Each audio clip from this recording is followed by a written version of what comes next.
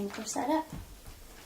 Okay, so what made you want to enlist? Pardon?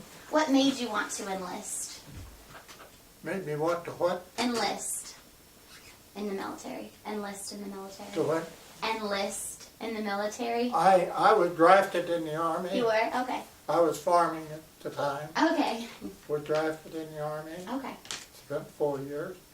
We got the tractor I owned before I went to the Army. It's sitting in my garage. Oh, you still do? Oh my gosh, that's so cool. They redone it Really? this last year. That's a surprise. It was sitting in the shed and kind of, it wasn't in the shed, it was just out, and I thought they set it away to the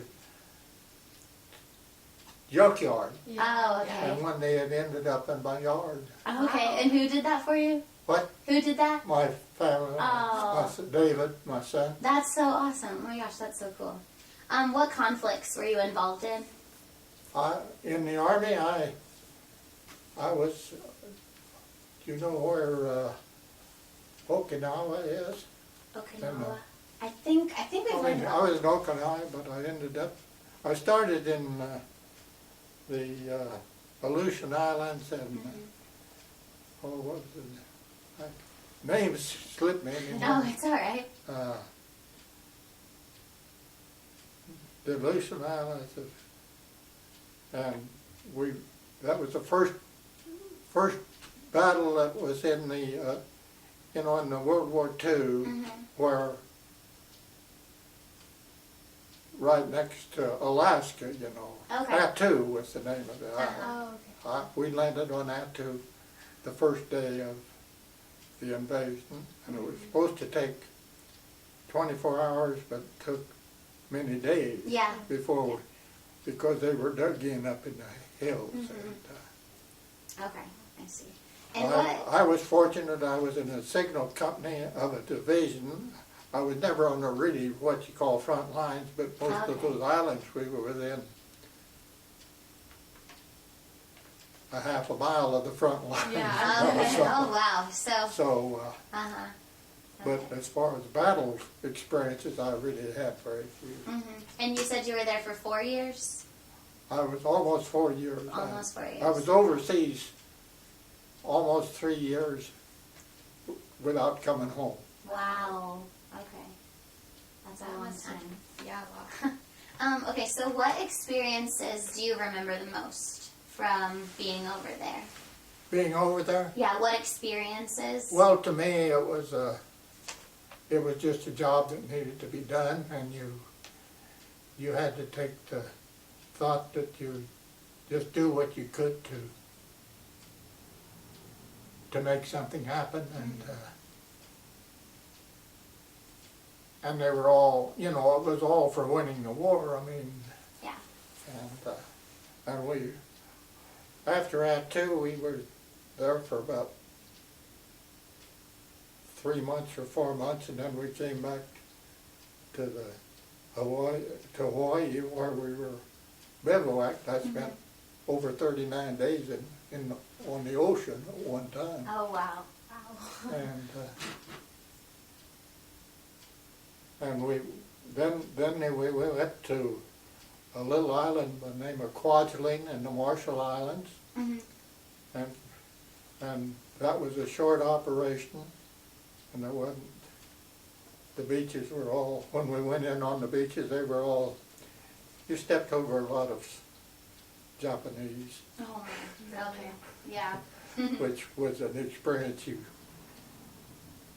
that needed to be done, but you hate to think of it. Yeah, never forget it though. And that was a short operation, and from there we went back to Hawaii for a deal of reorganizing, and we was on a ship to go to an island, and MacArthur said it was time to hit the Philippines. So with that we went, that's when we spent 39 days on a troop ship in the Pacific Ocean. And we landed then on Leyte in the Philippines, and that was a different type of war than what we had been in before, but it was, and And there, from after that, well, then we went to, we stayed in the Philippines and reorganized, and then went to Okinawa in the Philippines, and landed there. And it was a lot more war than what we had. Not, there wasn't a lot of difference, but it was up kind of some mountains and stuff, and and they were dug in these hills, and later we seen guns that were dug in that you couldn't see them, and the Japanese had carried all that stuff up by hand in those places. And the only thing you could really find it with was there was just a hole where the cannon barrels stick out. So they didn't have any way to, you know, to really get the beach, but there was an area that they were going to hit with that particular gun anyway. Wow. And we stayed in there for quite a while, and then then we went to Okinawa and landed there. And I was on Okinawa when the war was over. Oh yeah. And we had a point system, and I was never married or wounded, so I didn't have enough points to be, after being overseas for almost 4 years, you didn't have enough points to be sent out. Oh, okay. So I just lacked one day of having enough. If I'd have been in the first day of February, I mean the last day of January instead of the first day of February, I'd have had the points from. Wow. So then I went to Korea as an occupation force for just, you know, the war was over, and the United States occupied South Korea. Yeah. And we went in there as an occupation force to clear out the Japs and so forth. But there was really no war there at all. It was just to regain the territory. And that to me, that was the saddest part of the war, was that they divided Korea in the North and South Korea. Yeah. And we've been fighting over that ever since then. And really, Russia never lost a troop in the Korean War, you know, in the Pacific War. But they gave the communists the North Korea and United States the South Korea. Can you describe, like, kind of the environment? Did you say you were in Okinawa when the war ended? Well, that was a colder area than what we'd been in before. It wasn't really cold, but it was, and it was hilly, you know, mountainous, and I operated a radio in a Jeep most of the time, or carried one on my back. Oh, okay. I mean, going into Okinawa, I had one on my back, and had stepped in the bomb, and the fellow next to the bomb, where a bomb had exploded, you know, and the next guy to me picked me up, or I'd have still been in that hole, I imagine, you know, because you had a 100-pound radio in your back. Oh, okay. And so. Yeah. And it was, I was cold that night, cold, I'll be honest with you. Yeah. I was cold, and you couldn't light a fire. Yeah. There's some people would find you, you know, so. How did you guys get word that the war was ended? Like, did they radio it to you? It came, we were it was radioed to us there. We knew, you know, it was over with. So was there like a huge celebration? Like, were you guys like so excited, or were you just I imagine there was a lot of celebration. Yeah. Okay. But we didn't have much to celebrate with. Yeah, exactly, yeah. But there was a lot of celebration.